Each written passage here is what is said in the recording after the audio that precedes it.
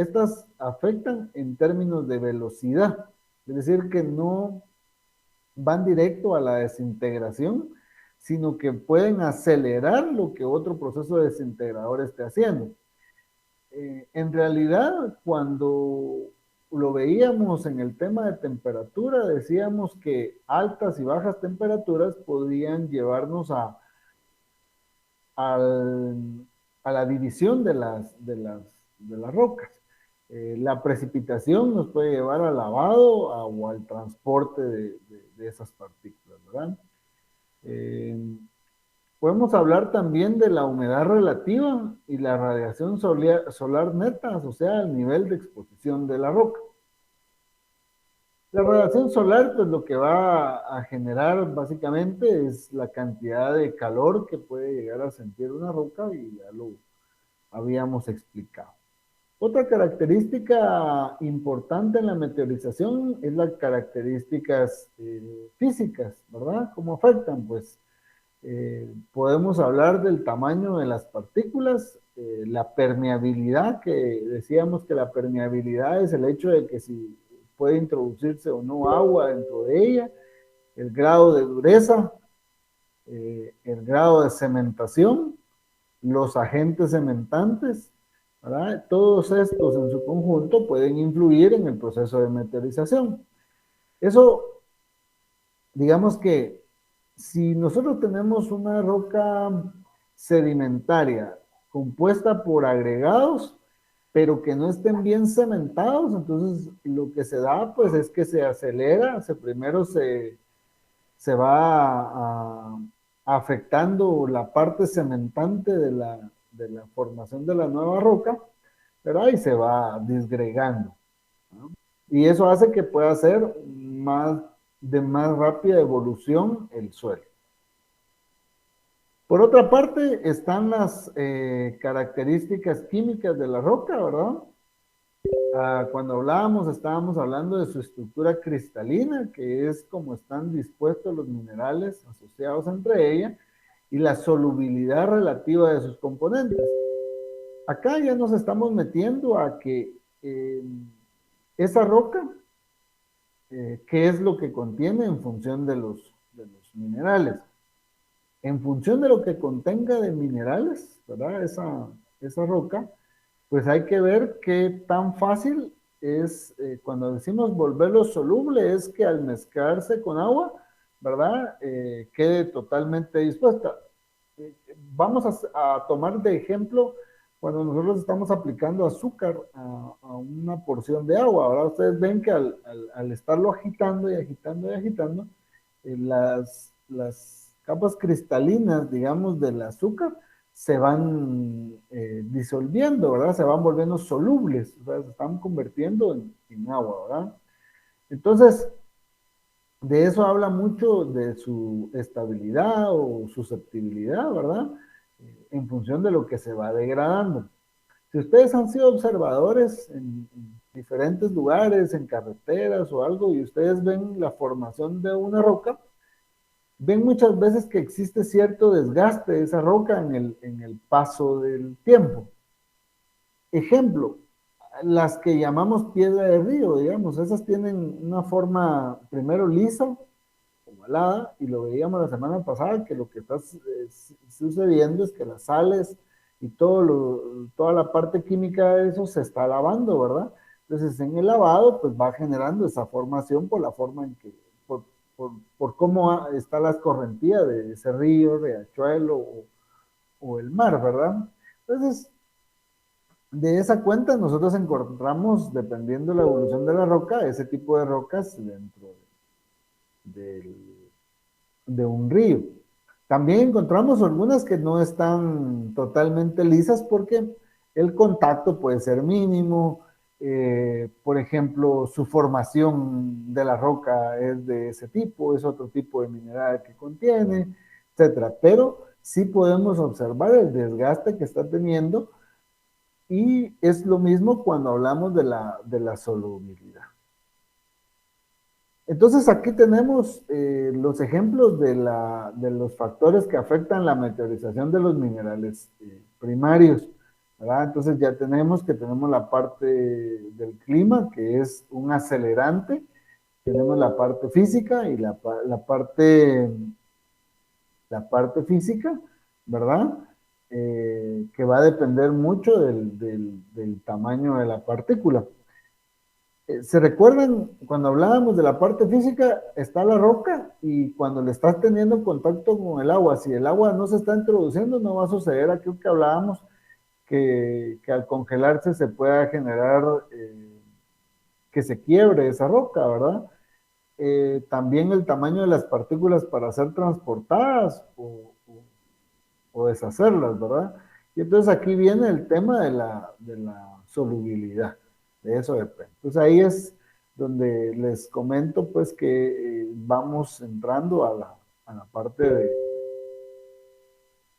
de cómo se van a ir formando estas partículas pequeñas y que contribuyen a la evolución del suelo, ¿no? Entonces, para recordarles también, ¿verdad? Que al momento que se genera la meteorización, para recordarles también, ¿verdad? Que al momento que se genera la meteorización, ¿verdad? Que es el primer paso, después viene la erosión, el transporte, la sedimentación, y eso es lo que va generando, pues, la formación del suelo. Realmente esa es, indistintamente de dónde provenga la roca, vamos a tener el mismo impacto. Estructura cristalina de los minerales era el segundo tema del día de hoy, ¿verdad? ¿Qué pasa decíamos de que los minerales deben de generarse, se recuerdan, de manera natural, deben de tener una fórmula química, una composición química, y deben de tener una estructura cristalina definida, deben ser sólidos. Entonces, lo que vamos a ver hoy es esa parte de la estructura cristalina, tanto de los primarios y secundarios. De repente van a pensar, bueno, ¿y esto qué tiene que ver? Pues vamos a ver un poco de lo que ustedes vieron en química en función de las uniones. Vamos a ver más uniones covalentes, que eso es lo que nos une, ¿verdad? En prestarse iones, ¿verdad? Y eso nos va a dar a entender cómo es que se originan estos suelos a partir de estos minerales primarios y secundarios. Dice que las partículas de suelo, tanto los elementos primarios que no han sido meteorizados, como los fragmentos de minerales, hasta los minerales secundarios o arcillas que provienen de la meteorización y de la síntesis de minerales primarios, tienen patrones atómicos tridimensionales repetitivos con propiedades físicas, ópticas y térmicas claramente definidas como reflexión de la luz, difracción de rayos X y absorción de energía calórica. Entonces acá solo estamos diciendo qué son los minerales primarios, minerales secundarios, conocidos también como arcillas, que no han sido meteorizados y que están debidamente identificados de acuerdo a ese patrón atómico tridimensional, que es básicamente la estructura cristalina de la que estamos viendo. Entonces, cuando les hablan de una estructura cristalina, estamos hablando de un patrón atómico tridimensional. Cuando hablamos de un patrón atómico tridimensional, en el caso de minerales, estamos hablando que se dan de manera repetitiva, ¿verdad? Que sus propiedades físicas, ópticas y térmicas están claramente definidas. Quiere decir que no las vamos a confundir con ningún otro. O sea, cada mineral tiene su propio patrón atómico, ¿verdad?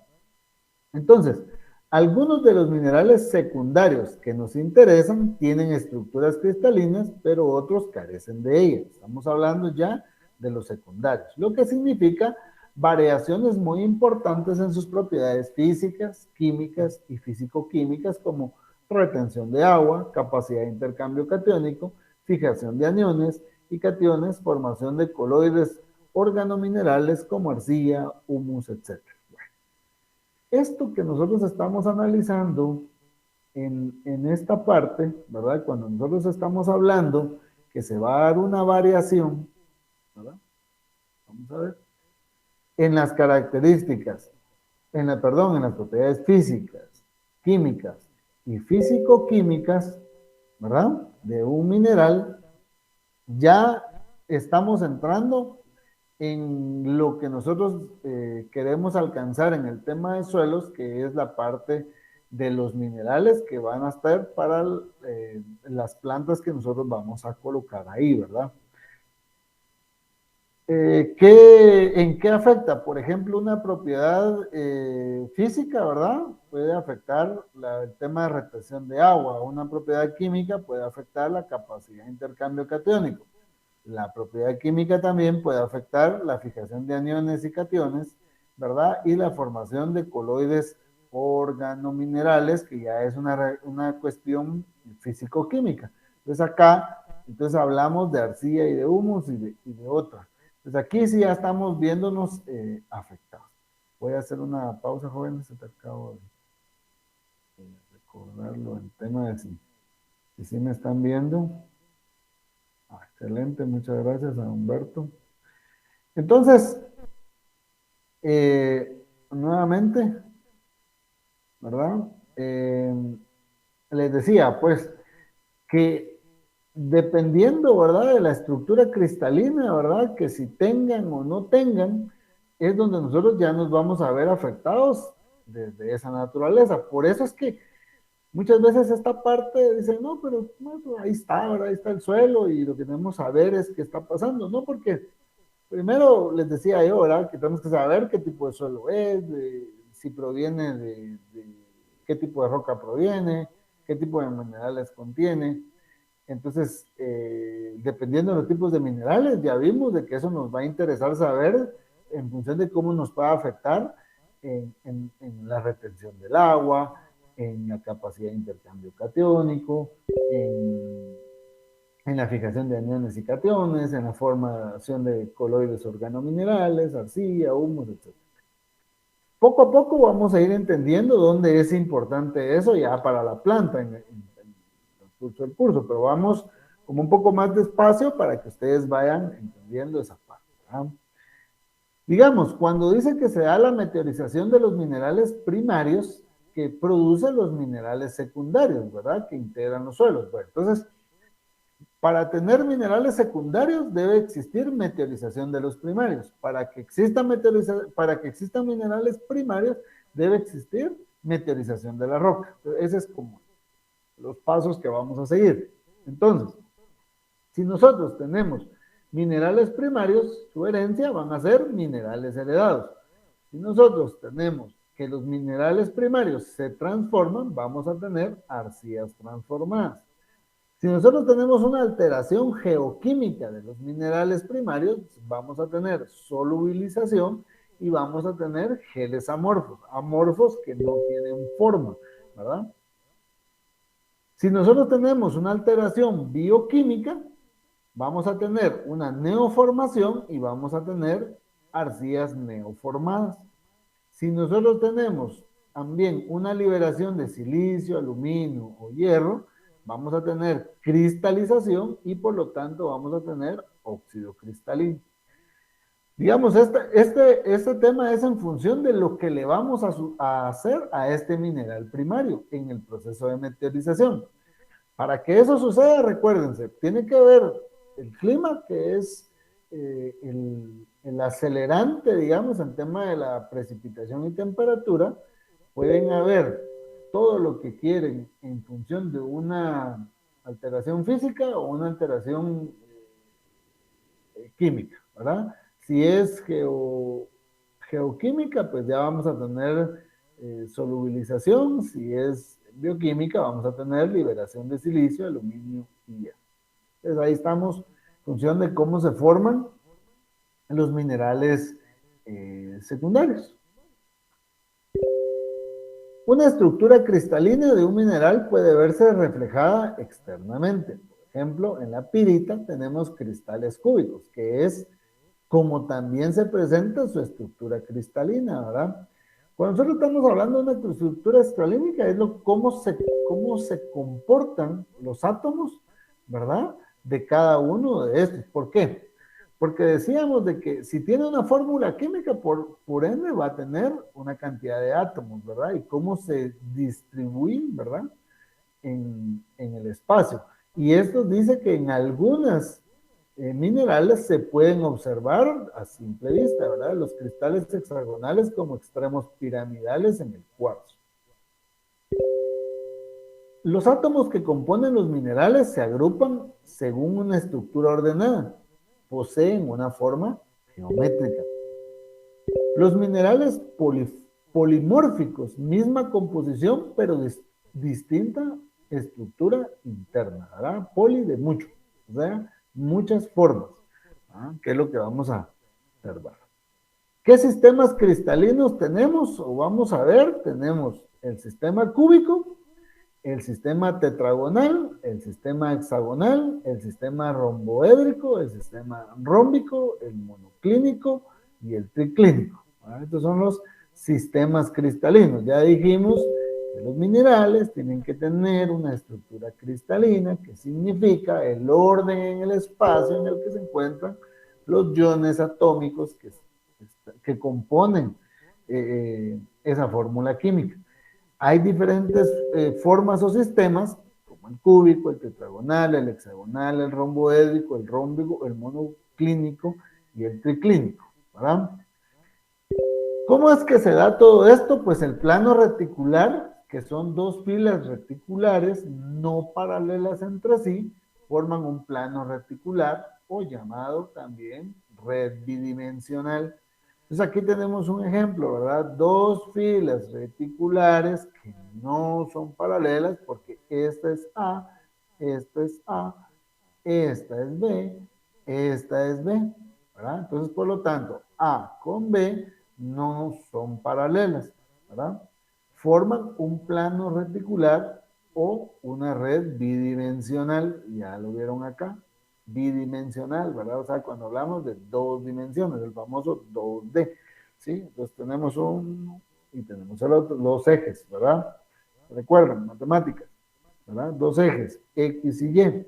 Cuando se vuelve 3D es cuando sacamos Z, ¿verdad? Creo que en matemática 1 vieron eso. Entonces también está formado por una celda o unidad. Dice, cuando tres redes planas colocadas cada una en las tres direcciones del espacio definen la celda fundamental, ¿verdad? Es decir, que ya vienen los tres planos, ¿verdad? X, Y y Z y van a formar una celda. Entonces aquí ya lo vemos, ¿verdad? Los dos planos reticulares, ¿ven? Está X, está Y y está Z, ¿verdad? Entonces vienen y se van a formar y ahí ya formamos un cubo. Tenemos la fila, ¿verdad? Que es esta línea de acá, el el plano, que pareciera ser X, y la celda o unidad, que es todo esto. La celda unidad, todo lo azul, miren, todo lo azul que está acá. Empezamos acá, ¿verdad? Que es ya todo, pensemos que es un cubo, ¿verdad? Si nos venimos acá, pues acá está el punto, ¿verdad? Y sacamos B para acá, C para acá y A para acá. Entonces podemos decir que aquí está Y, X y Z, ¿verdad? Que es lo que nos atrae, ¿verdad? Nosotros estamos acostumbrados a esa parte bidimensional, ¿verdad? En el plano cartesiano. Entonces, cuando nos dan Z, ¿verdad? Entonces lo que hace es volverse tridimensional y así formamos nosotros una celda unidad.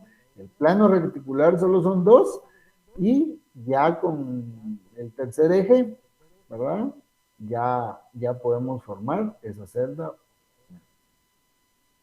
¿Qué tipos de sistemas cristalinos habíamos hablado? El triclínico, el monoclínico, el ortoédrico, el tetragonal, el trigonal, el cúbico y el hexagonal. Y estas son sus formas, ¿verdad? Y tenemos, ¿verdad? Siempre X, Y y Z, ¿verdad? Y, X y Z, ¿verdad? Y así están distribuidos de una forma simple. Si nosotros vamos a este, pues ya tiene otra forma, ¿verdad? Que pues es más que todo la ubicación, el ortoédrico, miren, ¿ya?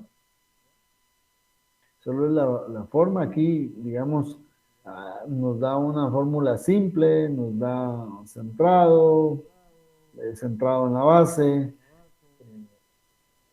centrado en un lado, ¿verdad? Entonces, pero al final es la misma, el tetragonal es esta su forma, el trigonal es esta, el cúbico es esta y el hexagonal es esta, ¿verdad? Entonces, solo para que tengan como una idea de la forma en que estos sistemas cristalinos se van distribuyendo, digamos, como átomos, ¿verdad?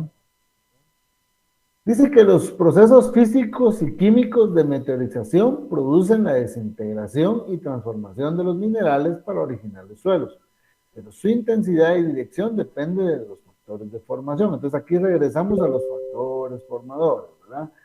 Entonces aquí teníamos factores formadores, no recordemos, teníamos el clima, teníamos el, el relieve, más teníamos, a ver si alguien se recuerda ahí. Y entonces, si nosotros partimos con esta imagen, la vimos creo que en la primera clase, se las quise poner acá nuevamente para que veamos de lo que estamos hablando. Entonces, lo que nosotros tenemos en la primera parte es el lecho rocoso que se empieza a desintegrar. Vuelvo a repetir, una roca puede estar compuesta por un mineral o varios minerales. La roca puede ser magmática, sedimentaria o metamórfica. Entonces, eso ya nos dijo el origen que tiene esa roca. Ahora queremos saber qué mineral tiene, ¿verdad? Esa roca, cuántos minerales tiene, para entender esta parte, ¿sí? Y esta parte es que la roca madre, miren, en lo que está en verde va desapareciendo en cantidad. Aquí vemos la lluvia, pero miren, pues, viene aquí, se va produciendo su desintegración y por lo tanto se empieza a dar una formación de suelo, ¿verdad? Va avanzando y ya tenemos una formación de suelo según este verde, ¿verdad? Porque lo que se está dando es una roca en un proceso de desintegración todo el tiempo.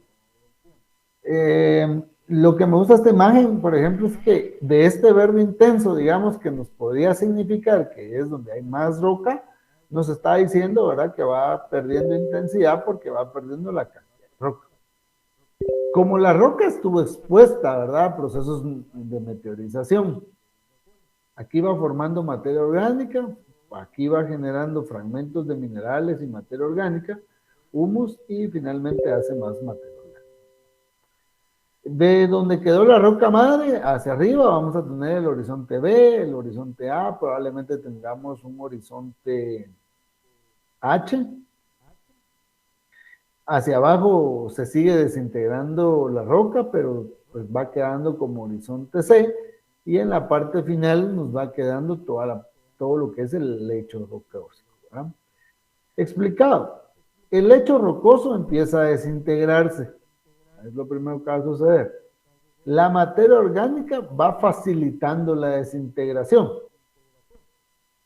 Todos ustedes se van a preguntar, ¿cómo es que llegó esa materia orgánica? Se recuerdan que los primeros invasores son los líquenes, después llegan los musgos, después llegan las hepáticas y después llegan las plantas superiores, llegan los microorganismos, llega toda la parte de la fauna subterránea, la fauna superficial, y se empieza a formar el suelo, ¿verdad?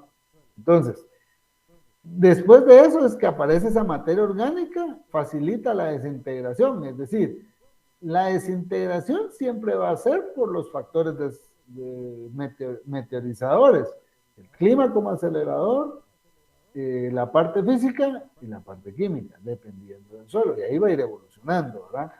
Posteriormente a la desintegración, ¿verdad? Que ya vamos teniendo suelo, ya no solo roca, vamos a la tercera fase donde se empiezan a formar los horizontes.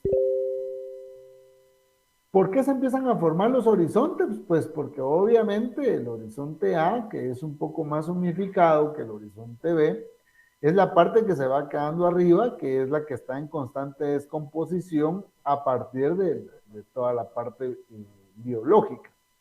Y el horizonte B, que es la parte mineral, que es la que se va a quedar con todos los minerales que han sido desintegrados de las rocas que habían por este lado.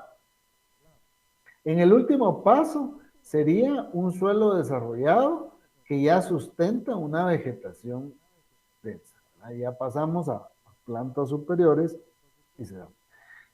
Eh, Ustedes dirán, bueno, pero esto no se ve. Pues sí, sí podemos ver, tal vez no a ese nivel de descomposición, pero si ustedes tienen un poco de tierra y la colocan en una maceta, ¿verdad?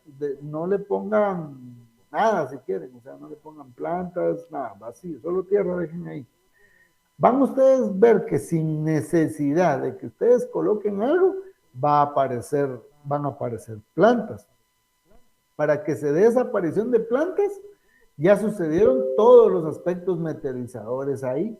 O sea, ya le pegó sol, ya le pegó agua, ya tuvo altas y bajas temperaturas, todo eso ya se dio. Entonces empiezan como es pura tierra, digamos, ¿verdad? Todas las partículas cementadas, es decir, todas las piedritas que podemos encontrar allá adentro, iniciaron también un proceso de desintegración. Pueden probar que si esa tierra tiene o no agua, si tiene agua, pues va a reducir en cantidad, ¿verdad? Porque todo ese espacio ocupado por agua, pues al llevar altas temperaturas, se evaporiza y disminuye la cantidad de suelo, digamos, en una altura. Si nosotros ya metimos un suelo seco, ¿verdad? Y empieza a sufrir todas estas condiciones, es probable que, digamos, lo que vayamos a ver es una disminución de la cantidad de suelo. ¿Verdad? Mientras no exista salpicadura, digamos, que no esté regando a los lados. Eso es lo que va sucediendo, aparecen un montón de plantitas, ¿verdad? Que ni conocemos los nombres ni nada y empiezan a aparecer pequeñas y todo. Si ustedes lo dejan, van a aparecer plantas mayores.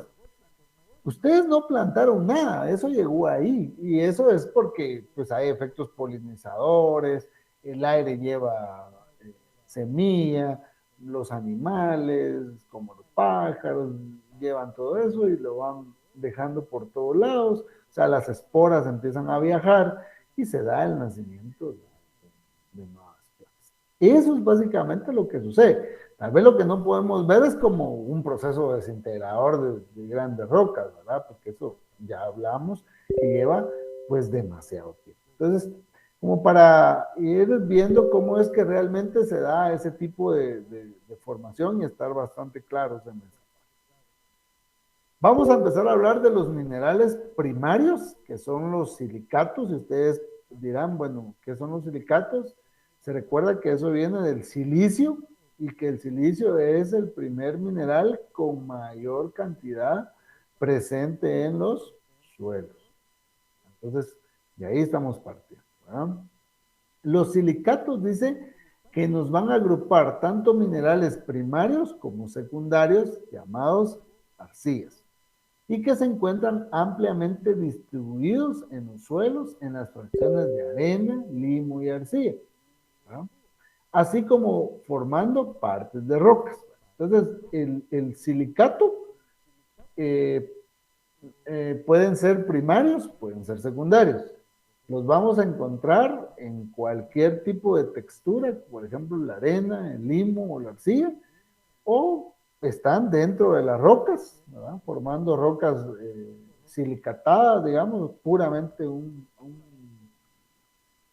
mineral, o sea, solo el silicio, ¿verdad? Una pura roca de silicio o mezclada.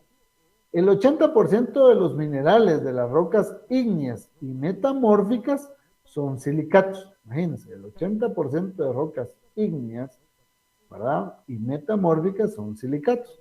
En las rocas sedimentarias el contenido es menor. ¿Y por qué es menor? Porque recuerden que las rocas sedimentarias son un proceso de conjugación, la mayoría están agregadas, fusionadas, etcétera, ¿no? Eso es lo que tenemos como el concepto de minerales primarios, silicatos. Los silicatos son los minerales más abundantes en la corteza terrestre, que era lo que yo les decía. Entonces, si es el silicato el que mayor hay en la tierra, eso puede decirnos a nosotros, ¿verdad? Que nuestros suelos van a partir del silicato, o sea, como la primera opción. Bueno, un átomo de silicio rodea cuatro átomos, rodeado de 4 átomos de oxígeno por un enlace covalente, formando estructuras tetraédricas muy estables. ¿Qué tipos de silicatos tenemos? Tenemos los neosilicatos, los orosilicatos, los ciclosilicatos, los inosilicatos, los filosilicatos y los tectosilicatos. Entonces vamos a ver cada uno de estos. Entonces decíamos que nosotros tenemos un átomo de silicio, que es este punto negro que ustedes ven acá, con 4 átomos de oxígeno que lo rodean. 1, 2, 3 y 4. Esos son los átomos de silicio. Entonces, estos van a formar una estructura tetraédrica. Este es un tetraedro. Miren. Este es un tetraedro. Bueno. Entonces, aquí dice esquema de la unidad básica de un silicato, que es un tetraedro. Entonces, lo podemos ver así como está acá, o lo podemos ver así como está acá. Entonces, todos estos van a tener esa misma orientación tetraédrica, ¿verdad? Que es la forma en que los estamos viendo. Empecemos a ver. Vamos a ver los nesosilicatos o nesosilicatos, ¿verdad? Que son tetraedros aislados o independientes, ¿verdad? Quiere decir que tenemos varios tetraedros dentro de un nesosilicato. Entonces, el nesosilicato va a ser un silicato con estructura de tetraedros aislados, con iones divalentes unidos por coordinación sextuple. Estos iones pueden ser hierro, magnesio, calcio, zinc y manganeso. Los minerales más importantes de este grupo son el olivino y la fosferita. ¿No? Pero miren, pues, para ir, como vamos a ir viendo esto así despacio y van ustedes como aterrizando en el... Yo lo que quiero es que le empiecen a encontrar como sentido al por qué ver esta parte. Pero fíjense pues, si ustedes analizan esa parte, acá empiezan a aparecer estos iones, ¿verdad? Que son importantes en la nutrición de las plantas. Entonces, un nesosilicato, ¿verdad? Son los tetraedros que aparecen aislados como unidades independientes, ¿verdad? Es decir, que hay un montón de nesosilicatos, ¿verdad? Pero están totalmente independientes, ¿verdad? Entonces, el ion divalente, que es el que se va a hacer como que se unen, ¿verdad? Puede ser cualquiera de estos. En ejemplo, el granate, ¿verdad? Que tiene calcio, tiene aluminio. Lo podemos encontrar en color rojo, naranja y verde. De brillo es vítreo a adamantino. En el sistema cristalino es cúbico. El olivino, ¿verdad? Que tiene solo silicio, magnesio y hierro, ¿verdad? Es de color verde oliva, es de brillo vítreo y sistema cristalino es un rómbico. ¿Ah? Es como se va a formar. Tenemos los sorosilicatos, que son silicatos tetraedros dobles opuestos por un vértice con un eje común de 180 grados. Su unidad estructural básica es la que contiene silicio y oxígeno, formada por tetraedros dobles. Este silicato presenta la polimerización más elemental, mineral y lavita. Los nesosilicatos y los sorosilicatos meteorizan rápidamente en los suelos. Entonces aquí tenemos, esta es la unión, ¿verdad? Por un vértice, dice, a 180 grados. Es así como se forma. Entonces, dice que son dos tetraedros que comparten un átomo de oxígeno, minerales muy raros en la naturaleza, es decir, que va a ser muy difícil que los encontramos. Entonces tenemos la vesuviana y la epidota. Los ciclosilicatos, estos son anillos resultantes de la unión de 3, 4 o 6 tetraedros. Ejemplo, berilo. Entonces aquí tenemos un anillo, dice, de 3 tetraedros. 1, 2 y 3. Y lo que están haciendo es la unión, ¿verdad? De aniones y cationes. El anillo de 6 tetraedros, y aquí viene más, ¿verdad? O sea, eso es lo que van formando. Y esto es lo que tenemos. El berilo, por ejemplo, ¿verdad? Tiene berilo, aluminio, silicio y oxígeno. Así. El aguamarina o el verde, ¿verdad? Es un sistema hexagonal. La turmalina, que es un sistema romboédrico. Inosilicatos son silicatos de cadenas simples abiertas llamadas piróxenos o de cadenas dobles o cerradas llamadas anfíboles. Cadenas simples. Aquí tenemos una básica, es esta, miren. Es una cadena. Si nosotros vemos la diferencia de estos eran anillos. Estas son cadenas. Tienen el oxígeno compartido y tienen uno sin compartir. Esa es la cadena, ¿verdad? Aquí, obviamente aquí tiene que haber otro, ¿verdad? Pero vamos a tomarlo a partir de aquí. Aquí tiene uno, dos compartidos.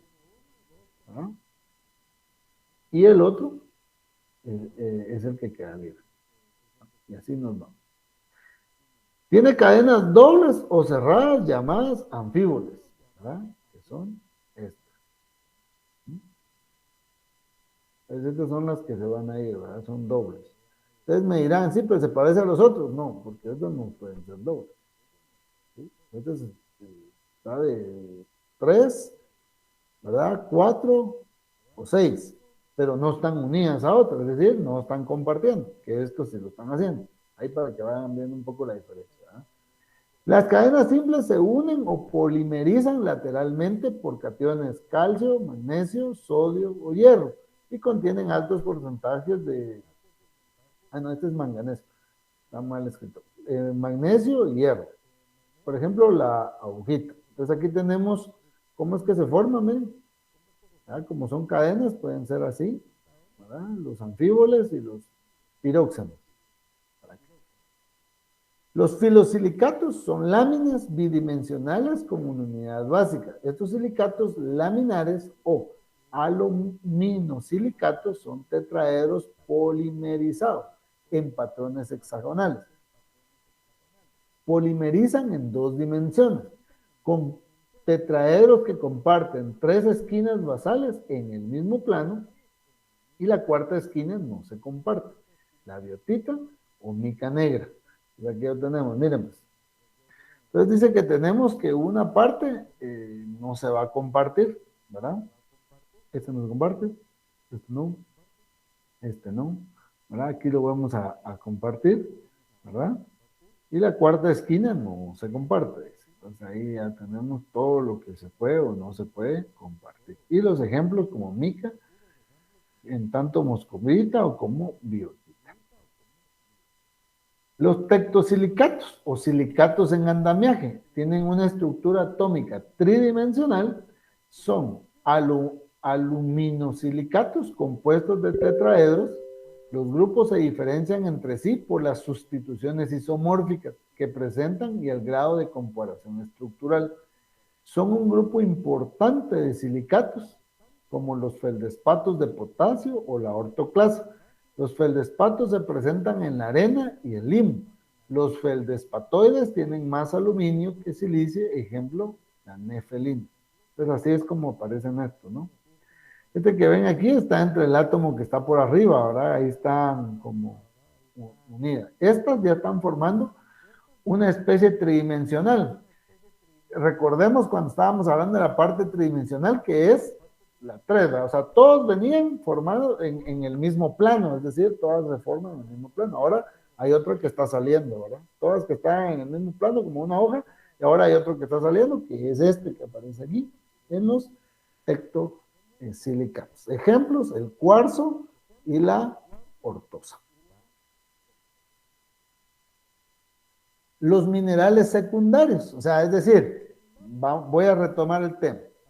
Tenemos la roca formada por uno o varios minerales. Cuando esa roca ya se formó por uno o varios minerales, quiere decir, ¿verdad? En todo caso, que empezamos el proceso de meteorización. Para la meteorización están los aspectos químicos, los aspectos físicos y el clima. Por ejemplo, se empieza a producir esa situación y se dan los minerales primarios, que fueron los que vimos anteriormente, que eran los silicatos. Y después vienen los minerales secundarios, es decir, que un mineral primario, ya obtenido, se va a descomponer, es decir, se va a meteorizar y nos va a dar un mineral secundario. A estos minerales secundarios también se les llama arcillas, ¿verdad? Ahora veamos la clasificación de estos minerales secundarios. Pero, ¿qué es una arcilla? Porque venimos hablando de la arcilla y la arcilla y la arcilla, ¿verdad? Entonces, hay muchas ideas de lo que puede ser una arcilla. Entonces, el término arcilla se usa habitualmente con diferentes, ¿verdad? Un mineralógico engloba a los minerales filosilicatos cuyas propiedades físico-químicas dependen de su estructura, la estructura cristalina que estamos hablando, y de su tamaño de grano, ¿verdad? Que puede ser muy fino, inferior a 2 humas. Esto es lo que piensa alguien que estudia minerales. Alguien que estudia petróleo es una roca sedimentaria en la mayor parte de los casos de origen detrítico. Eso ya lo vimos la semana pasada, ¿no? Un sedimento. Para un sedimentólogo, la arcilla es un término granulométrico que abarca los sedimentos con un tamaño de grano inferior a 2. Para un ceramista, una arcilla es un material natural que cuando se mezcla con agua en una cantidad adecuada se convierte en una pasta plástica. Entonces, como para entender cuál es la arcilla, ¿verdad? En algunos casos le llaman barro. Yo no sé si en todos lados del país lo conocen como barro. Por eso ponía aquí yo un poco el concepto del ceramista, porque es el que lo utiliza, es como lo vemos, ¿verdad? Hay barro gris, blanco, eh, color rojizo, anaranjado, amarillento. Esos son más o menos cómo se presenta un poco la arcilla, ¿no? Aquí hay una fotografía, pues tal vez no se ve mucho, ¿verdad? Y más o menos cómo se presenta la arcilla o cómo es que la podemos observar en campo. Eh, Bastante como pastosa, si lo quieren ver. O sea, vamos a ver algunas características de ella, pero es más o menos eso. Eh, Tenemos el grano que debe de ser inferior en función de la granulometría de las partículas de suelo. La arcilla es la más pequeña, ¿verdad? Son partículas muy, muy pequeñas. Entonces, dice aquí que el cuarzo, feldespatos, ¿verdad? Son partículas arcillosas cuando están incluidas en un sedimento arcilloso y no superan el tamaño de la partícula.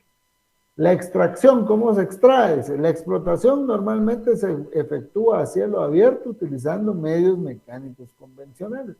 Sí, eso se puede extraer con la mano, con una pala, un asadón, como ustedes quieran, ¿verdad? Pero la apariencia es lo que nosotros estamos, probablemente tal vez alguien aún no conoce, pero ese es el tipo de arcilla. Entonces, cuando nosotros en el campo, es que eso es un suelo arcilloso, eso es lo que tenemos que ver, ¿verdad? Partículas muy pequeñas, de repente muy, muy, muy compactas.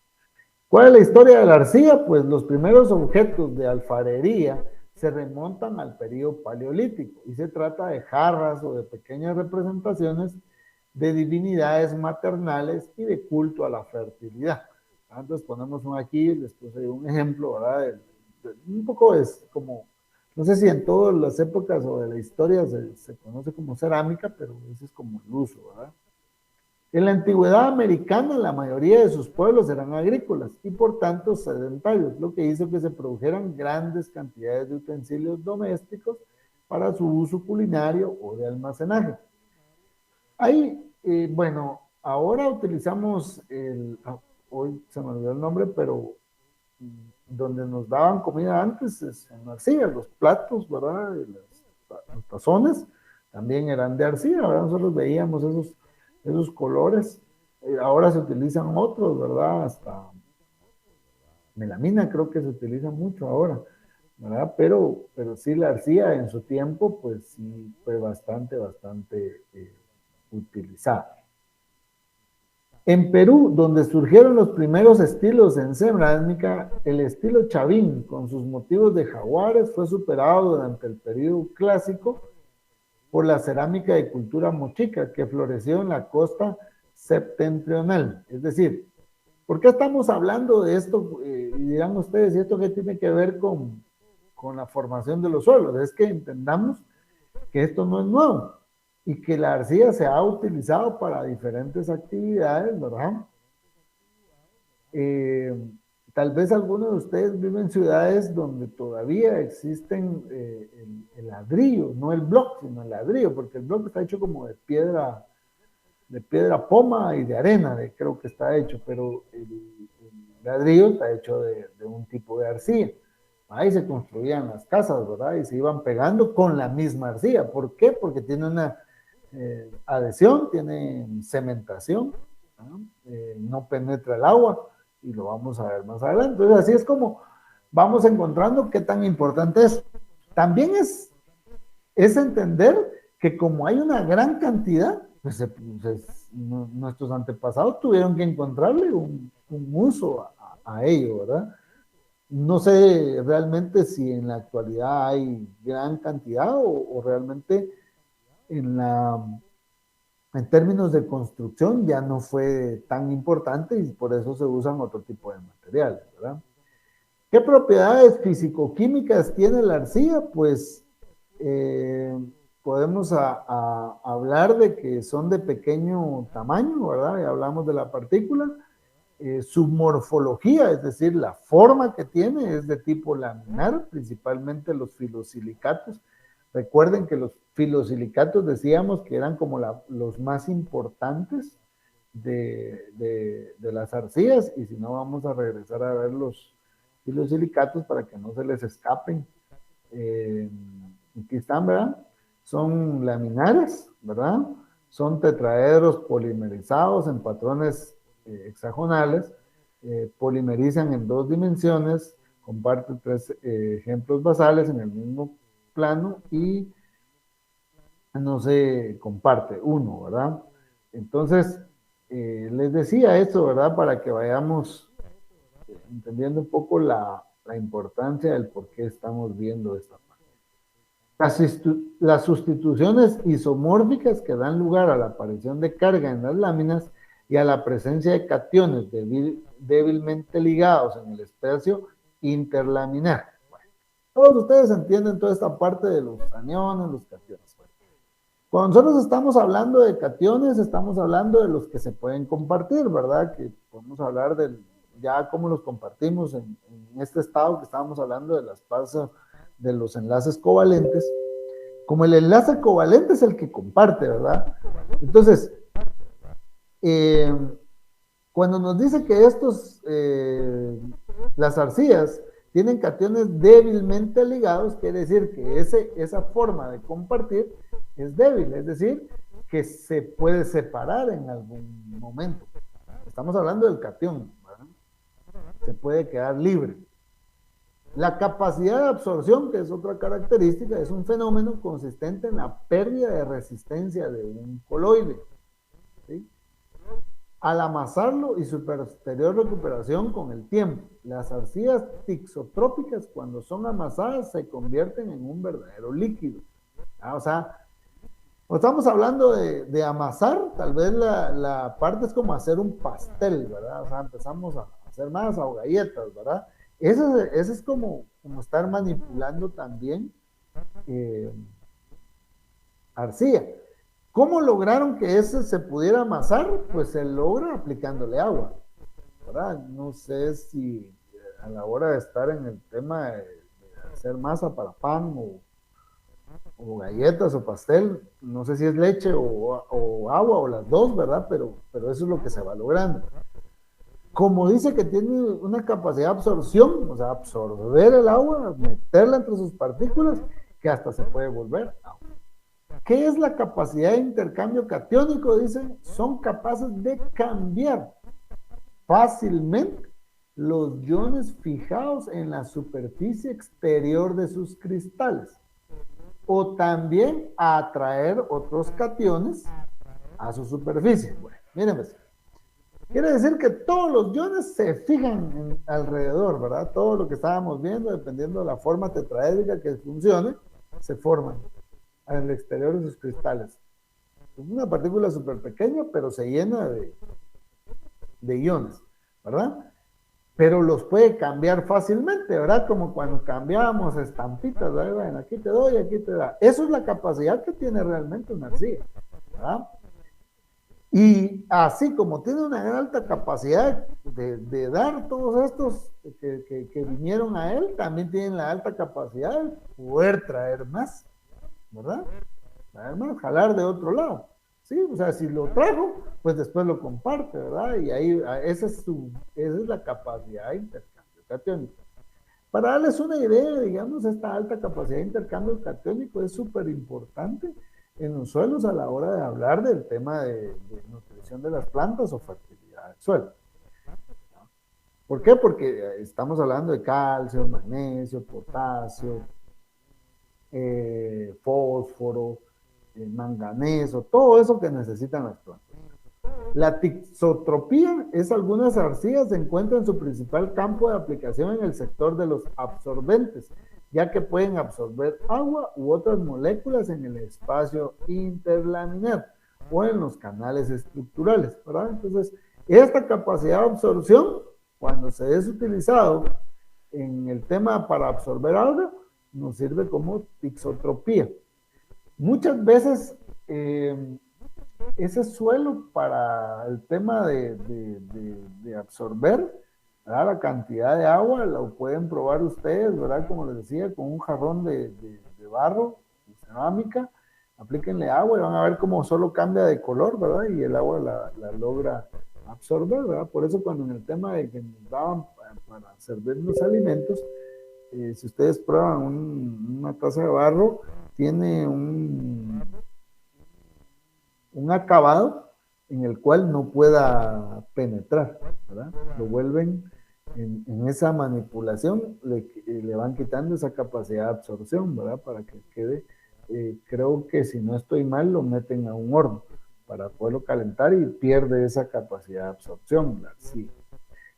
Tiene otras propiedades como la hidratación e hinchamiento. La hidratación y la deshidratación del espacio interlaminar son propiedades características de las esmecticas y cuya importancia es crucial en los diferentes usos industriales. Entonces aquí tenemos arcilla, vamos a simular esto como arcilla. Les aparece así porque recuérdense que estamos hablando que son láminas, una sobrepuesta sobre otra, ¿verdad? Que eso es lo que nosotros estamos reconociendo como una arcilla.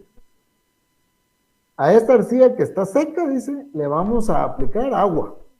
Entonces, cuando ya le aplicamos agua y dice que lo va a hacer en el espacio interlaminar, o sea, en las láminas que ustedes estamos acá, pues aquí se meten las cuestiones de agua, ¿va? El H2O, por eso aparecen dos puntitos aquí, ¿verdad? Dos de hidrógeno y una de oxígeno. Entonces, para que nos demos la idea. Entonces se meten acá. Entonces, de esta anchura, vamos a pensar que esta es la anchura, ahora creció un poco, ¿verdad? Porque ahora tiene agua. ¿Cómo llegó allá? Se hidrató, como dicen, ¿verdad? O sea, se mezcló, ¿no? Así, esa es la hidratación o hinchamiento. La plasticidad, ¿verdad? Las arcillas son eminentemente plásticas. Se debe a que el agua forma una envuelta sobre las partículas laminares, produciendo un efecto lubricante que facilita el deslizamiento de unas partículas sobre otras cuando se ejerce un esfuerzo sobre ellas. Entonces, de igual manera, ¿verdad? Le estamos aplicando agua, ¿verdad? Y entonces se vuelve plástico. Primero, cuando le apliqué agua, se hinchó, ¿verdad? Le aplico más agua y se vuelve plástico. Esto es como cuando está el que hace pizza, ¿verdad? Y de una cantidad, ¿verdad? Le va aplicando y lo va moviendo y cada vez se hace más grande. Ya es una masa de pizza, ¿verdad? Entonces aquí tenemos, ¿verdad? Acá les puse lo de los cationes intercambiables, ¿verdad? Porque son todos los que se van adheriendo también a esta parte, pero digamos que nos interesa ahorita el tema de la plasticidad y miren, si se dan cuenta, todo lo que es agua se sigue moviendo dentro del mismo, ¿verdad? Y sigue dentro de los espacios interlaminares. La importancia de las arcillas o minerales secundarios radica en que constituyen el asiento donde ocurren la mayoría de los procesos químicos de absorción y retención de nutrimentos, a lo que venía yo diciendo, ¿verdad? Fíjense que no sé si como una mala idea, pero que tal vez ustedes en la fase en la que se encuentran académicamente, hay que quitarse de la mente, ¿verdad? Que cuando la gente dice, ahí hay una arcilla, es un mal suelo, ¿sí? Pero dice, donde ocurre la mayoría de los procesos químicos de absorción, es atraer, retener los nutrimentos y su posterior liberación a la solución del medio donde serán luego aprovechados por las plantas. Más adelante vamos a conocer ese medio, pero entonces sí es interesante que tengamos arcillas, porque entonces ¿quién hace esa función, verdad? Las arcillas influyen en importantes propiedades físicas de los suelos, como la textura, y dependiendo de esta, quedan afectadas las relaciones hídricas de los suelos, como su capacidad de retener y ceder agua a las plantas, la velocidad de infiltrar agua en la superficie del suelo, su permeabilidad interna, su conductividad eléctrica, entre otros. El tipo de arcilla presente en un suelo determina que ocurran procesos de fijación de algunos elementos como los fosfatos y de algunos elementos menores como el zinc. También influyen en que los suelos tengan alta o baja saturación de bases, lo que define su fertilidad potencial. Cuando hablamos de fertilidad potencial, es lo que puede llegar a dar, ¿sí? Porque si digamos que tenemos un suelo con alto contenido de arcilla y lo que tiene es una gran cantidad de nutrimentos, digamos, listos ahí, ¿verdad? Que son calcio, boro, magnesio. Ahí los tiene, ahora es su fertilidad potencial, digamos, es la cantidad a la que puede llegar. Ahora, de esa cantidad que puede llegar, ¿cuánto puede estar disponible? Esa es la capacidad de intercambio catiónico, que eso va a depender también del tipo de arcilla, el tipo de arcilla mezclada, entre otras cosas, ¿verdad? Entonces, las arcillas se originan a partir de los minerales primarios del suelo por procesos de meteorización, aquí como recordatorio. Los minerales secundarios se agrupan por estructura en minerales secundarios con patrón estructural, es decir, que tienen su estructura cristalina, que se puede ver de adentro y de afuera, y en minerales secundarios sin patrón estructural, que pueden ser arcillas amorfas y arcillas óxidas. ¿Verdad? Como para ir entendiendo que pueden existir de las dos formas, pero la respuesta debe ser una arcilla con estructura cristalina. ¿Cuáles son los minerales secundarios con patrón estructural? ¿Verdad? Son las láminas tetraédricas unidas a láminas de octaedros. Se les llama también arcillas silicatadas y son filosilicatos laminares que tienen una estructura tridimensional. Tienen capas laminares polimerizadas de tetraedros con el ion silicio unidas a capas de octaedros de alumina a través de hidrógenos o cationes como magnesio, calcio, etc.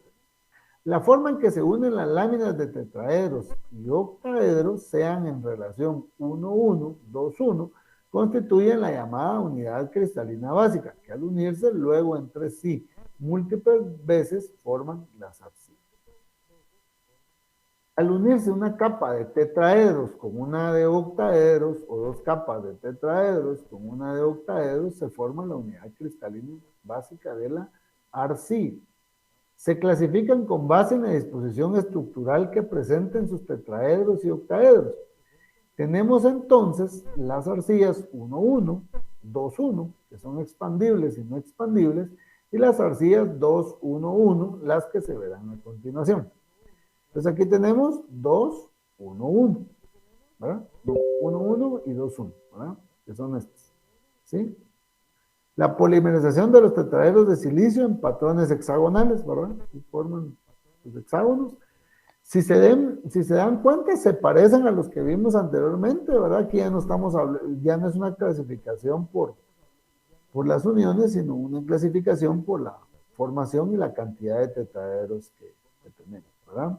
Esta es una lámina octaédrica de aluminio, ¿verdad? Que con un átomo central, ¿verdad? Aquí tiene su tetraedro, ¿verdad? Y la formación del tetraedro forman un octaedro. ¿Sí? Los filosilicatos. La unidad estructural básica de los filosilicatos son tetraedros de silicio y oxígeno. Así. Esto ya lo habíamos visto. Dichos tetraedros se unen compartiendo 3 de sus 4 oxígenos con otros vecinos, formando capas de extensión infinita que constituyen la unidad fundamental de los filosilicatos. Y ahí vemos, ¿verdad? 3 de sus 4. Aquí estamos, ¿verdad? Este no va. Ahí van formándose. Cada oxígeno es compartido por 2 hexágonos. Cada silicio es compartido por 3 hexágonos.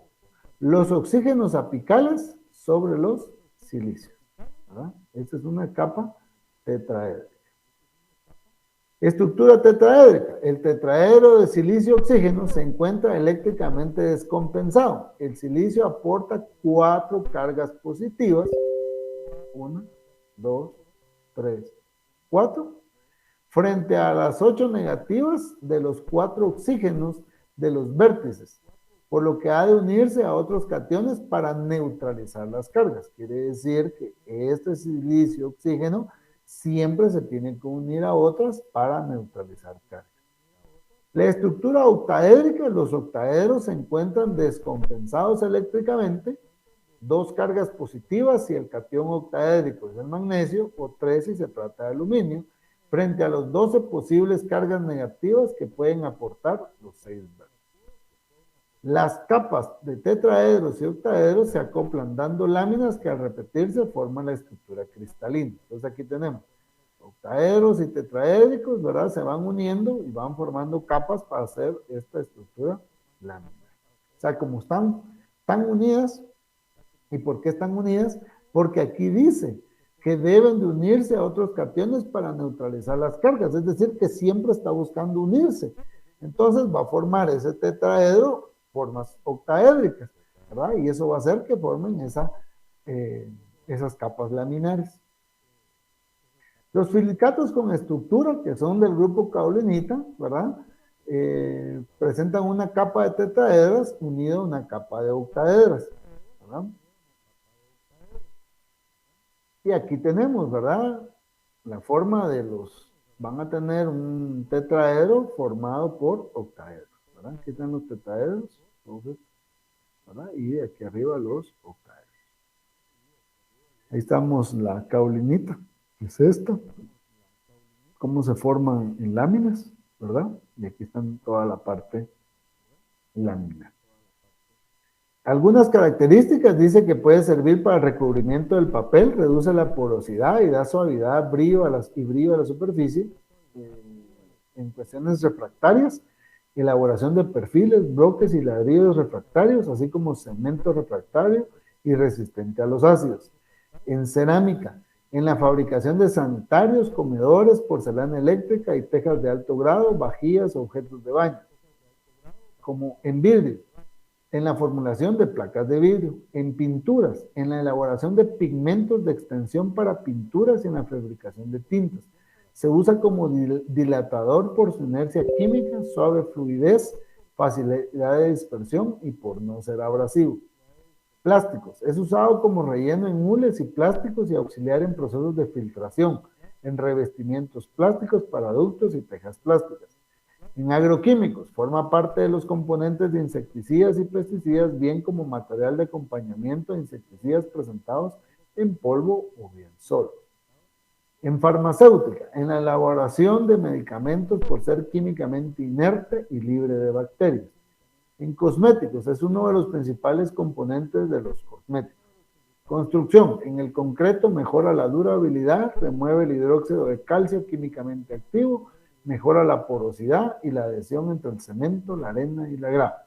Entonces, vemos que estas arcillas lo que utilizan más es el recubrimiento, la cementación, ¿verdad? La forma de adherirse es básicamente lo que está haciendo, ¿verdad? En el recubrimiento, ¿verdad? Lo que va haciendo es compactando el recubrimiento, en algunos casos le da brillantez, como decía aquí, dependiendo del uso que se le vaya dando a la arcilla.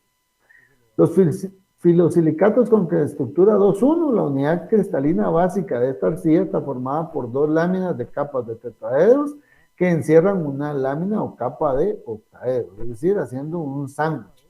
Entonces, vamos a ver la monmorionita, ¿verdad? Constituciones de la capa octaédrica, es de espesor variable. Y aquí tenemos, digamos, como los ejemplos y tenemos la forma de la que estamos hablando. La otra dice que son los grupos de hilitas, las micas hidratadas, son los minerales arcillosos 2,1 no expandibles. Son unidades cristalinas que están unidas entre sí por iones potasio, lo que les mantiene fuerte unidas sin sufrir procesos de expansión, contracción ante cambios de humedad. Aquí tenemos nonaedros, octaedros y tetraedros. Aquí ya tenemos 3 capas. Los filosilicatos de estructura 2,1,1, también llamados 2,2-clorita, ¿verdad? Que es un mineral arcilloso interestratificado compuesto por 2 capas 2,1 al que se une una capa de hidroxilos llamada brusita, que es retenida por atracción electrostática, ya que las capas 2,1 tienen carga neta negativa y la lámina de brusita tiene carga positiva, originada por la sustitución del magnesio por aluminio. La capacidad de intercambio catiónico de este mineral es divergente, o sea, variable. Se puede encontrar en las 3 fracciones textuales, limos, arenas y arcillas. Y su capacidad de intercambio catiónico dependerá de su grado de meteorización. Minerales secundarios sin patrón estructural, es decir, arcillas amorfas.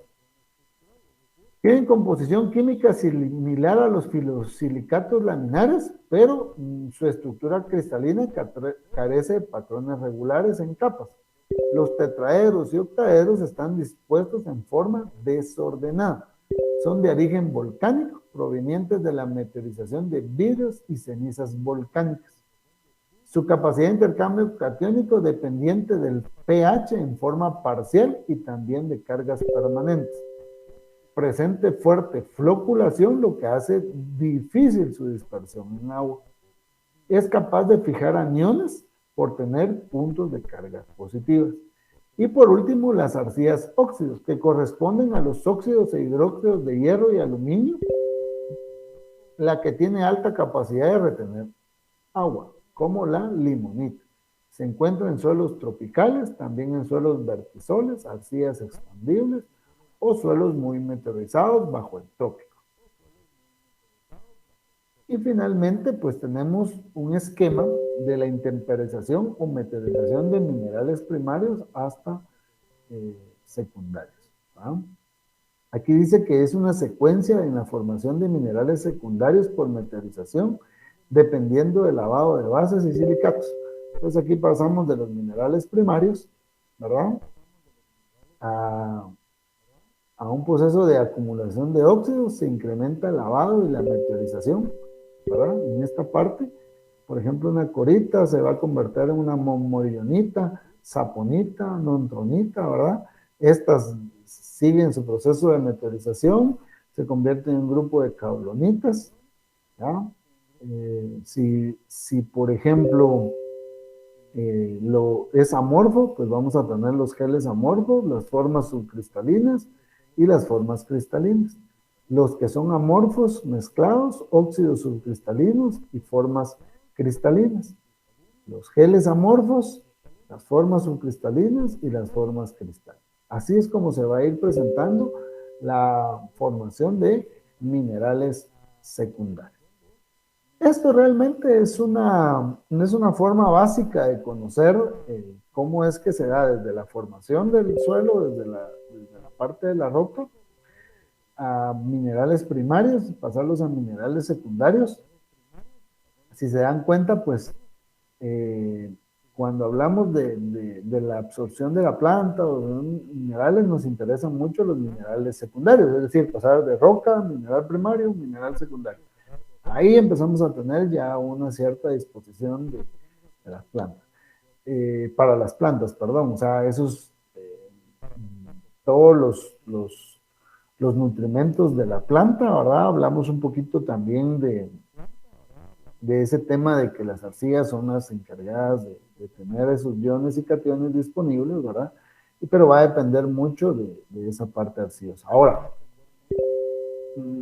la otra semana ya vamos a ver un poco de cómo la textura de suelo, que la arcilla en su contenido interno, digamos, su contenido químico, es muy importante, pero la vamos a empezar a ver desde su contenido físico, ¿verdad? Para ver, porque a veces decimos no sirve, ¿verdad? Pero ¿qué tanto nos sirve ese tipo de suelo? ¿verdad? Entonces, esperando que de esta manera superficial que hemos visto toda la parte de mineralogía de suelos, pues, se ha comprendido de la mejor manera.